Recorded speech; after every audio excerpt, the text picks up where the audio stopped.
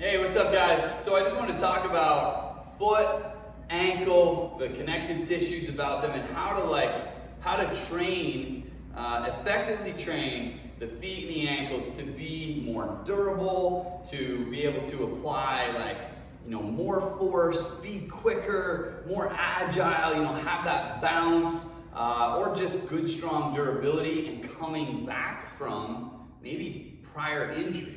So I think that people tend to get, like many things, we tend to go overboard, right? We have all these shiny things out there and all the tools that you can use, and everybody wants to use all of them. The fact of the matter is that when it comes to the foot and the ankle, in my experience, years of doing this stuff, that it does not have to be complicated, and in fact, it shouldn't be complicated. It should instead be very consistent.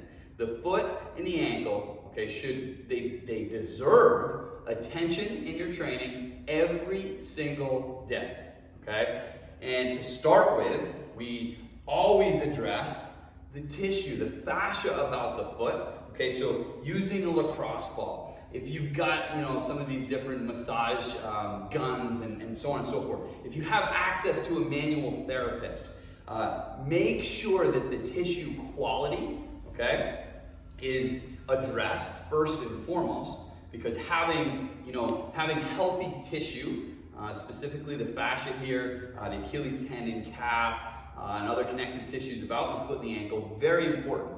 Two, we see a lot of the unstable surface training. So here I've got, this is just a balance mat. You guys can get these anywhere for like 25 bucks. Now, unstable surface training, takes a lot of heat, right? This isn't a perfectly solid, stable surface.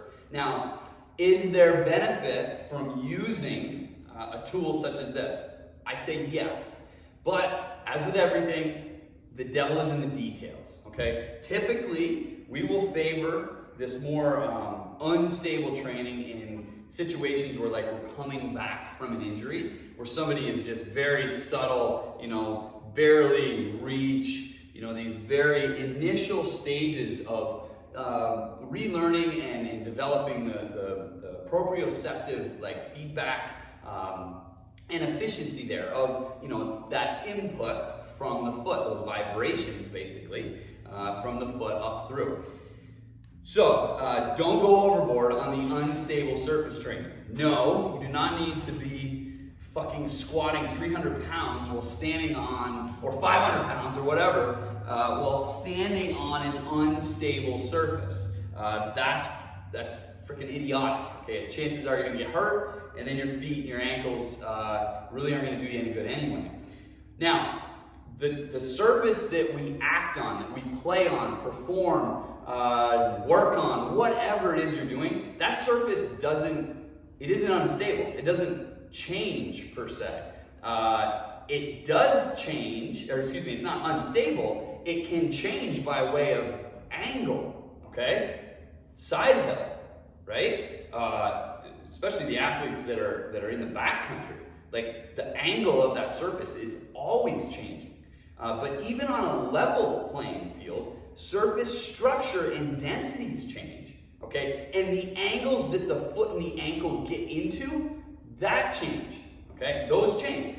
So the angles change. And to address that in our training, every single one of our clients, athletes, whatever, at every single level, we train the feet using these angle mats or some implement to address and explore different angles, Whether I'm just reaching out front and standing back up here in an excessively pronated position, Maybe I'm gonna play around with it. I put the heel on the ground, I'm reaching across here, here, exploring. I might turn it, go into a more dorsiflex position, Again, playing around with the upper body, also playing more from a vestibular feedback point, changing the angles or positions of the eye. So just standing, if I'm standing here on this angle mat and I just change the position of my eyes, you can see, and everybody knows, that as soon as you change the eyes, as we're trying to track something that's happening around us, you change the position of the eyes, inner ear, etc. We challenge proprioceptive feedback from the lower body. Okay, I just put a post on the XIP page about this with a recovering ACL athlete. And changing position of the eyes can add drastically to the difficulty of that movement. So being creative, okay, and exploring different positions while in and acting on angles it is highly effective, okay, at allowing the foot and the ankle and the connective tissues about them to develop tolerances to these different positions or angles.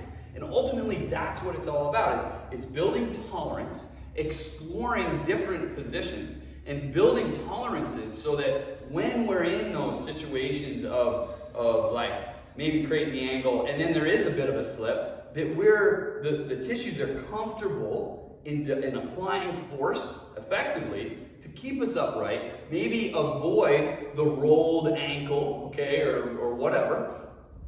Could be an injury to the knee because of what happens down low. So you don't have to be super complex in your foot ankle work, but you do need to be consistent every single day, address the quality of the tissue, okay, and then explore different angles and positions, okay, whether it be in loaded situations or you're bringing in fatigue, like maybe I'm doing split squats, over on an angle over longer periods of time, or again changing position of the eye, catching, bouncing, whatever. Like you can change the environment in that way, but it has to be every single day, and it does not have to be a lot of volume, but you do have to be consistent. So guys, train your darn feet and do it consistently, and you're going to help yourself be a better athlete.